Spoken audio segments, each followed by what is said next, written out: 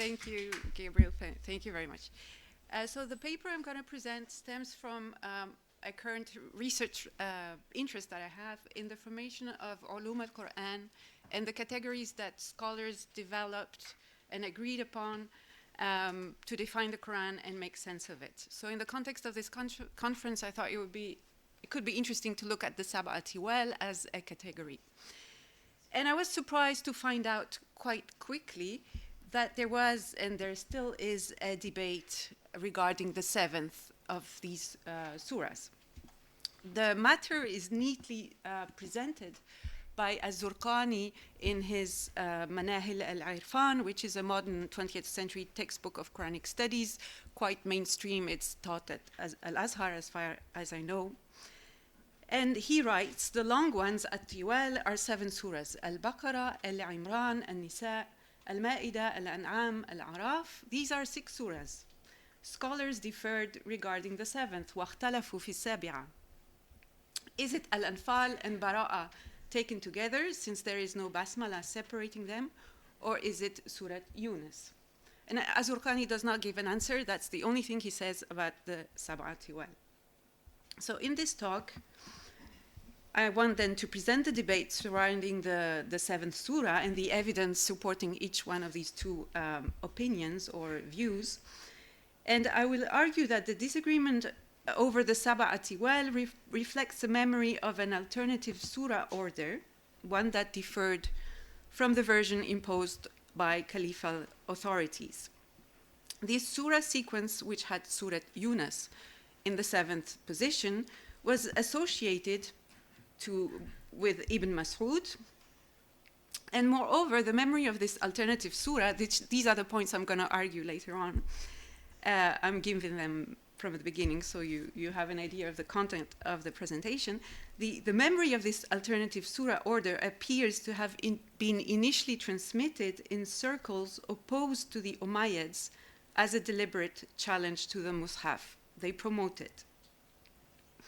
If that is the case, the memory of Yūnus as the 7th surah provides a window into some of the early power dynamics around the Quran's codification, which we know existed because the sources hinted it, but we struggle to reconstruct it from Muslim historiography.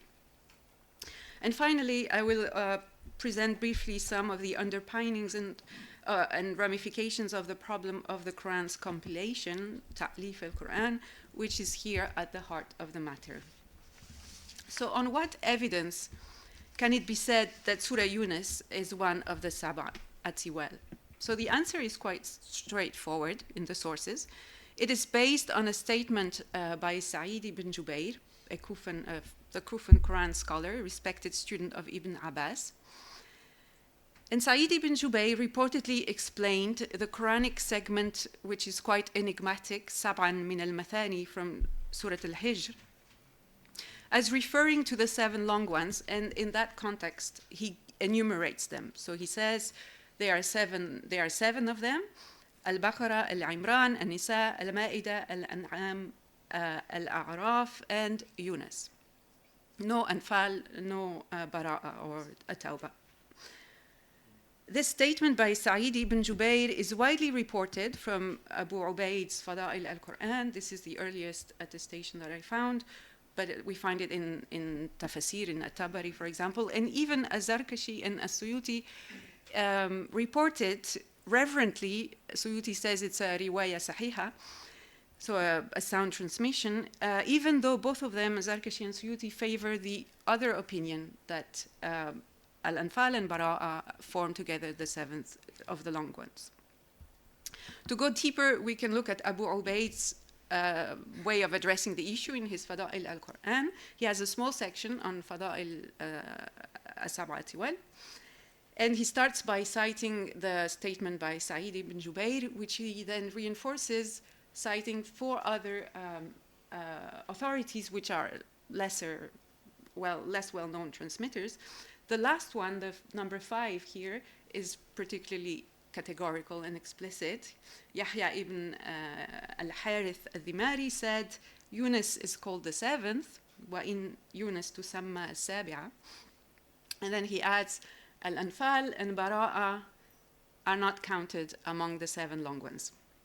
So the debate is already visible, discernible here. Such clear statements led the author of a modern work on the Fada'il al-Qur'an by Muhammad al-Darhuni to state, to conclude, it is clear that the 7th of the long surah is Yūnus. This opinion, he says, should not be deviated from as it is authentically reported from Ibn Abbas and Sa'id ibn Jubayr, and because there is no evidence to oppose it. So the case for Surah Yūnus is quite, well, there is a case for it. That's the least we can say. Now let's look at the case for Surat al-Anfal and Bara'a, which is, Bara'a is always the title of At-Tawbah. It's in those sources. In this context, the surah is always called Bara'a.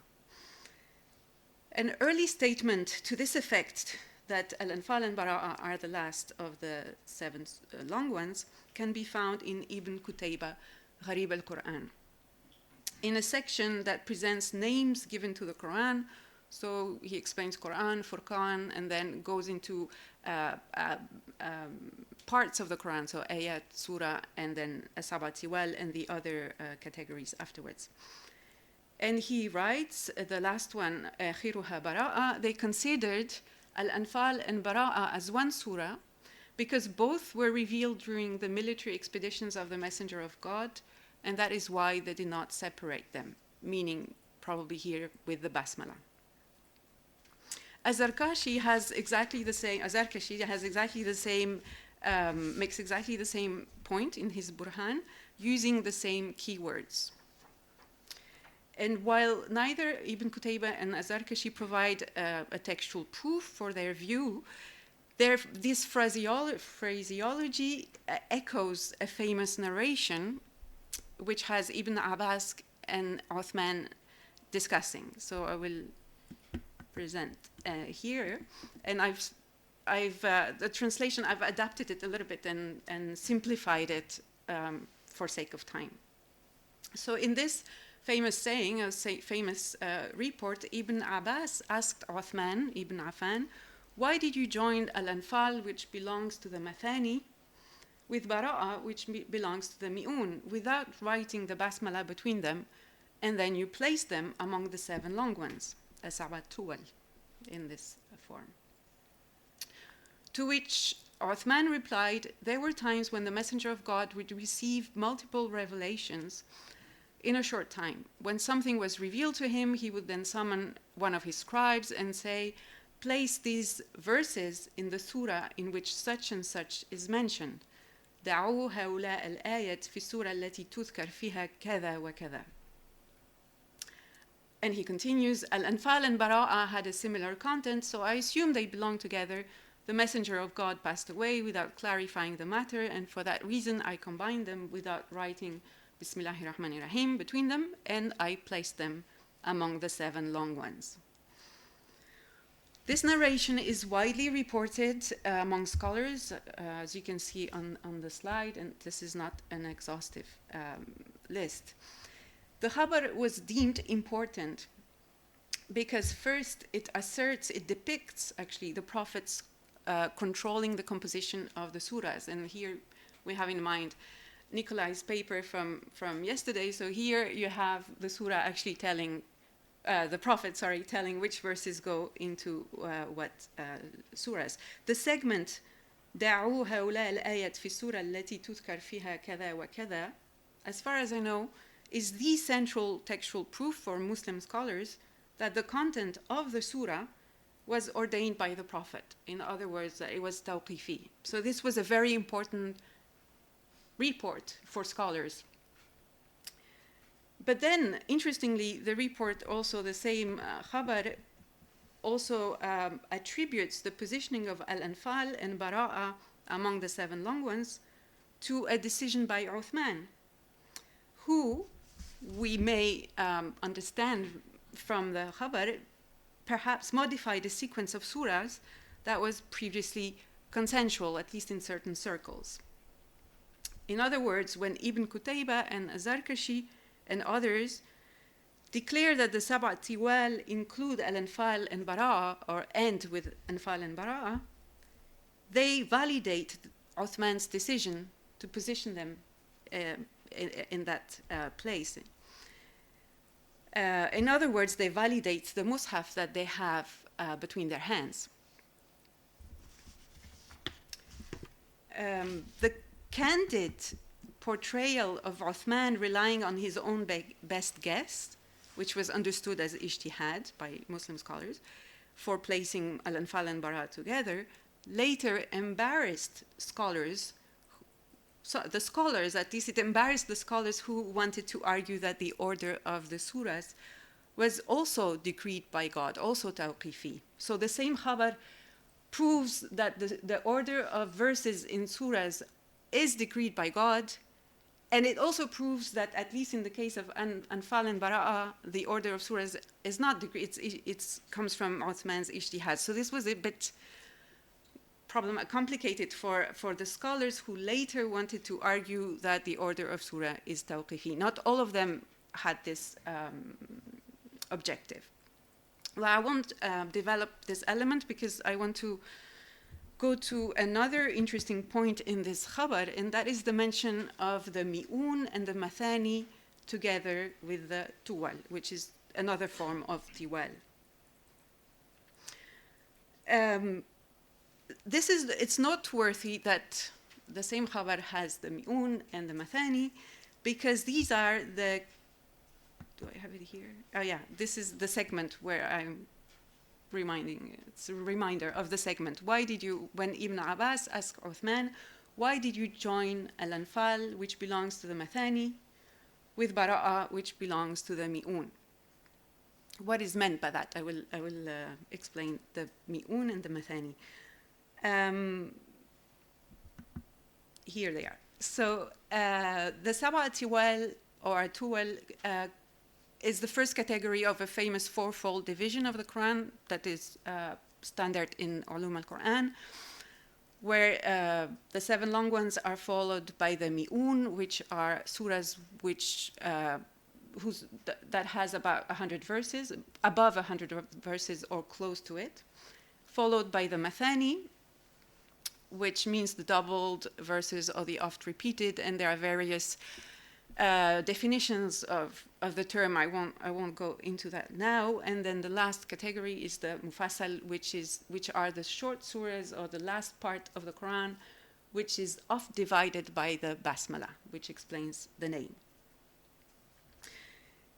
In its current form, the purpose of this fourfold division of the Quran is somewhat perplexing. And again, it's a standard division in al-Quran. It has limited exegetical utility, not least because there is no clear consensus on where the mi'un and the mathani and the mufassal start and finish. And now we know also the Sabʿ al-Ṭiwāl, there is a debate on it. The aloofness or artificiality of this division of the Quran may be explained by the fact that it relies on a prophetic hadith, where the Prophet says, I was given the 7 long ones in place of the Torah, the hundreds of the mi'in in place of the Gospel, the repeated ones in place of the Psalms or the Zabur, and I was favored with the oft divided al-Mufassal. So why is Bara'a described as one of the mi'un and Anfal described as one of the mathani? What is meant by this, this description? I will suggest that there is a missing subtext here, and I believe this to be Ibn Mas'ud's codex. So as is well known, we have 2 descriptions of Ibn Mas'ud's codex, or the order of surahs in Ibn Mas'ud's codex. One is given by Ibn al-Nadim in his Fihrist, and the other one by Suyuti in his Itqan. The 2 agree overall, they present the same order. And Suyuti is interesting because he quotes from an older source, which is Ibn Ashtar's Kitab al-Masahif, a source which is now lost. And Ibn Ashtar's description, so Ibn Ashtar said, this is the compilation, ta'lif of muṣḥaf Ibn Mas'ud.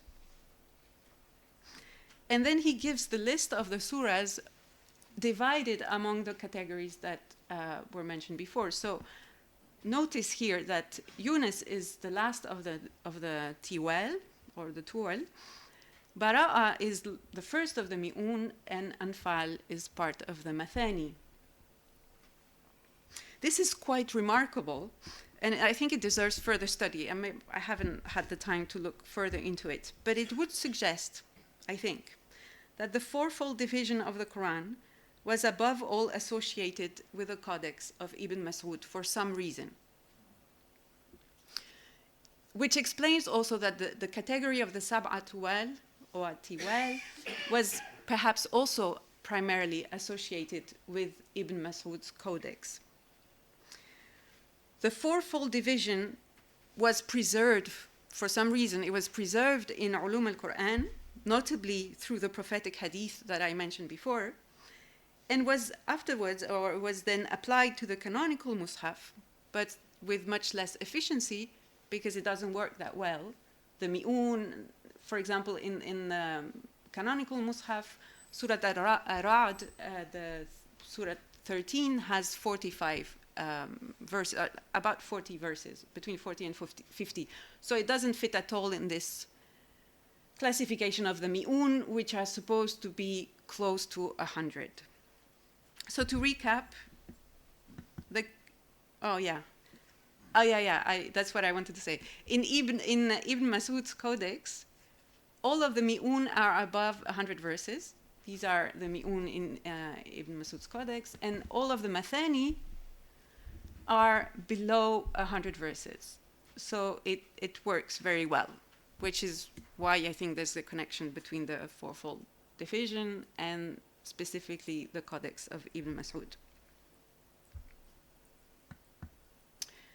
So to recap so far, I hope to have convinced you that the case for Surat Yūnus is solidly attested. It is in many ways associated with the muṣḥaf of Ibn Mas'ud, and it is also in some way compatible with the case for Surat al-Anfal and Bara'a, if we assume that there was a change at some point from one order to the other one. And this seems to be the position of some scholars, to have accepted that both orders, the one that positions Yūnus just after A'raf, and the one that has Al-Anfal, Bara'a, and then Yūnus, both were considered valid and meaningful in some sense. Not least by Suyuti himself. So in his Itqan, as I mentioned before, he favors the opinion that Al-Anfal and Bara'a are the last of the 7 long ones. But in another text, a short booklet or a short treatise of him on the wisdom of the order of the surah in the muṣḥaf, known either as Asrar Tartib al-Qur'an or by another title, Tanasuq ad-Durar fi Tanasub as-Suwar. In that booklet, he tells the reader, so the aim of what he aims to do, Suyuti, in his book, is to examine how each surah connects with the previous one. Like in the tafsir, we look at how the ayah connects to the previous one. He does that for the surahs. And there, when he's addressing the case of Surat al-Anfal, he tells the reader, know that the placement of this surah and Bara'a was not determined by the Prophet and the companion, as is the case with most other surahs. Rather, it was based on the reasoning ijtihad of Uthman. But later, forget that. He then goes on to praise the wisdom of Uthman's decision to join Anfal and Bara'a and to position them in among the 7 long ones. And he states that God inspired him to do that. So he validates the choice and this sequence of surahs. Yet when he examines Surat Yūnus a few pages later, he doesn't examine the connection between Surat Yūnus and Surat Bara'a, but he connects it to Surat al-A'raf. So it seems that he considers both sequences as valid and meaningful. Now, the topic that Suyuti tackles in this little book, Asrar Tartib al-Suwar, is a difficult one. That's a problem of ta'lif, because it raises high-stake questions such as, what is the significance of the order of the surah in the muṣḥaf? Is there meaning to it? Is it binding? Whose decision was it to assemble the Quran in this way? The problem of ta'lif of the Quran sits at the intersection of theological, historical, and political considerations. Theologically, there was a strong impetus for sacralizing the textual form of the canon once it was successfully disseminated, and for arguing that the muṣḥaf is the exact reflection of the the celestial archetype, al-Lawh al-Mahfuz, including in the order of surahs. This view makes sense from a theological point of view, or as Suyuti put it, it appeases the heart. But it sits in tension with the reports of diverging codices attached to prestigious companions such as Ibn Mas'ud, Ubay, and Ali. So scholars had a few scholars who wanted to argue that the Tartib al-Muṣḥaf of the canonical Muṣḥaf is binding and is decreed by God, had a few tools to reconcile the two aspects, the historical and the theological. And one of them was the notion of the Ard al-Akhira, the final review of the Quran between the Prophet and Jibreel, when, according to them, the final sequence of surah was fixed, which then abrogated all the other masahif that may have circulated until then. But, you know, there's still a tension between the theological and the historical.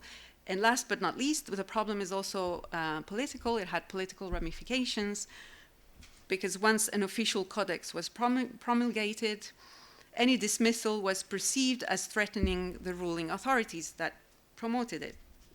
In the turbulent first centuries, marked by multiple civil wars and resentment towards the Umayyads, some dissident groups did reject the authority of the official codex. We know, for example, that proto-Shi'i groups not only accused the muṣḥaf of Uthman of tahrif, that is alteration, but also claimed that the muṣḥaf of Ali had preserved the original chronological sequence of the revelations. So they also challenged the order of the canonical muṣḥaf. These claims were severe enough to warrant rebuttals, such as al-Anbari Kitab Rad ala man khalafa muṣḥaf Uthman, refutation of those who reject the muṣḥaf of Uthman. So at the time of al-Anbari's book, disapproval of the Uthmanic muṣḥaf may have been residual, but I don't think this was the case. So he may have been writing to imaginary opponents, although I think he did have people in mind. But in the Umayyad period, it seems to have been a much more widespread phenomenon, the challenge to the canonical muṣḥaf. And a moderate way to challenge, for political reasons, let's say, to challenge the canonical muṣḥaf would have been to call into question the order of surahs, because then you don't touch on the semantic content of the Quran. So I will suggest that disagreements over the 7th surah, between the case for Surat Yūnus and Al-Anfal and Bara'ah on the other hand, crystallizes or reflects these kinds of debates, political, perhaps also religious debates regarding how the Quran should be presented. So in the remaining time, I will present 3 reports in which Surat Yūnus is referred to as the 7th surah, al-Sabʿ, as a name, as an alternative name to Yūnus, and I will argue that these reports show that the surah was known under that name in milieus which were a challenge, which challenged the Umayyads' authority. And so there's some connection there. The first report is the most striking one. It is a historical account that I first found in at-Tabari's Tarikh, but it's also cited by others. The context is just a few days, I think, before the murder of Uthman. The Egyptian delegation comes to Uthman to challenge him, and they tell him to get the muṣḥaf, and they say, open the 7th surah, iftah as-Sabʿ, to then ask him to read a specific verse in Sūrat Yūnus, which they think they can use against him. So the khabar, or the narrator, then specifies that they used وَكَانُوا يُسَمُّونَ يُونُس السَّابِعَ. They used to call Surat Yunus the 7th. And this you find in all versions of the khabar. So I think they كانوا يسمون is the dissidents. So that's already a way for them to voice their dissidence or their criticism of Uthman. One can assume that the passage subtext must have been clear to a scholarly audience familiar with the khabar, which we saw previously, in which Uthman decides to put Anfal and Bara'a together. So it doesn't matter if this historically happened or not. I'm just saying that later on, for scholars, the two would have been connected. Uthman decided to put Anfal and Bara'a by his own, through his own ijtihad, and people used that against him in this report.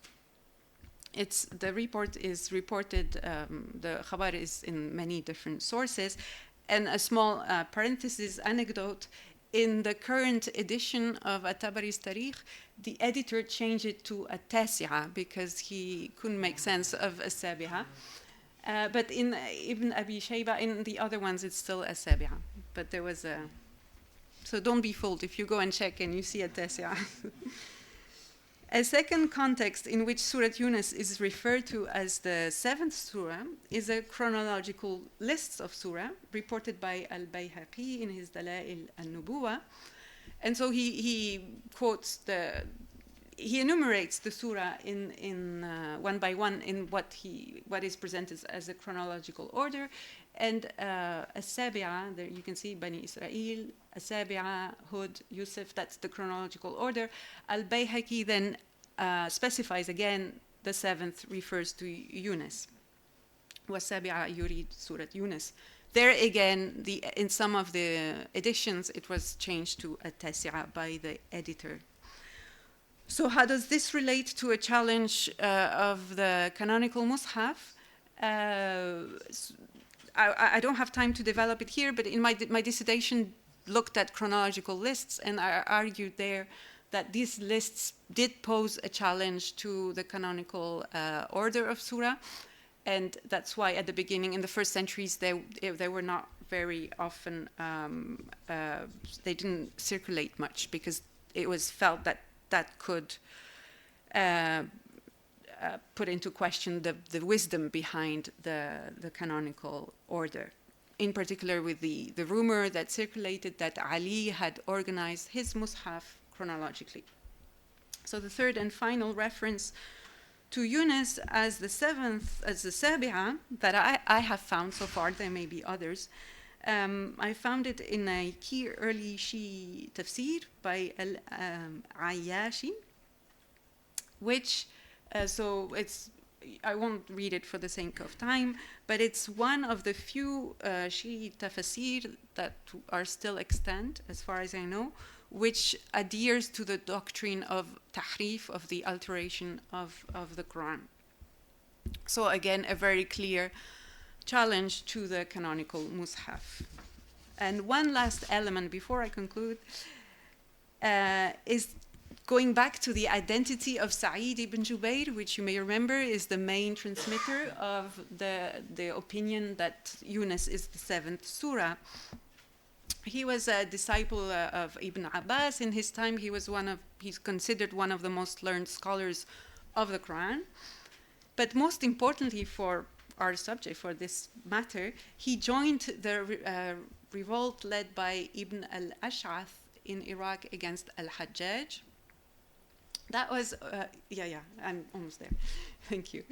The revolt at the beginning was apparently political, social, socially motivated, but it seems to have, other sources tell us that it took on a religious dimension when the Qur'an joined. So I don't know if Sa'id ibn Jubayr is one of those, or the Qur'an are a kind of elusive category, but they often take part in those turbulent times.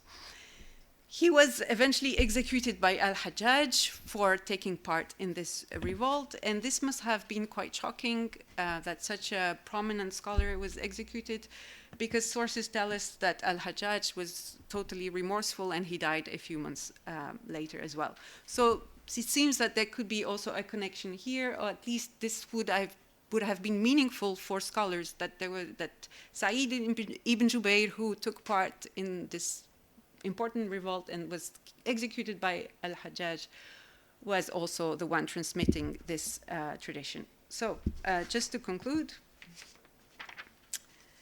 as a way of concluding, I want to stress how remarkable I find, at least, that how remarkable it is that Muslim exegesis until today dutifully reports the curious association of Surat Yūnus with the Sabʿ al-Ṭiwāl, even when this association is tied, as I hope to have shown, to early contestations of the canonical muṣḥaf. This shows that the tradition, I think, is overall reliable, and that it contains a lot of information we can still exploit. More, maybe I should stop here, or because a minute or two. I have a minute too. Great. So more related to our conference, I was thinking of further questions that maybe this topic can evoke. First one is, what is the meaning of the surah order in the canonical muṣḥaf? Can we speculate then on why al-Anfal and Bara'a follow each other, whether they were put there by Uthman or not, but they seems to be something perhaps here to investigate further. Was it perhaps to foreground a martial ideology among the beginning of the Quran? I don't know, it's just a suggestion. Then what can we say about the surah sequence attributed to Ibn Mas'ud?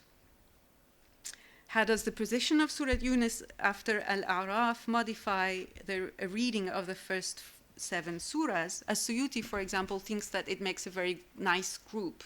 Al-A'raf, Yūnus, and Hud. He groups them together.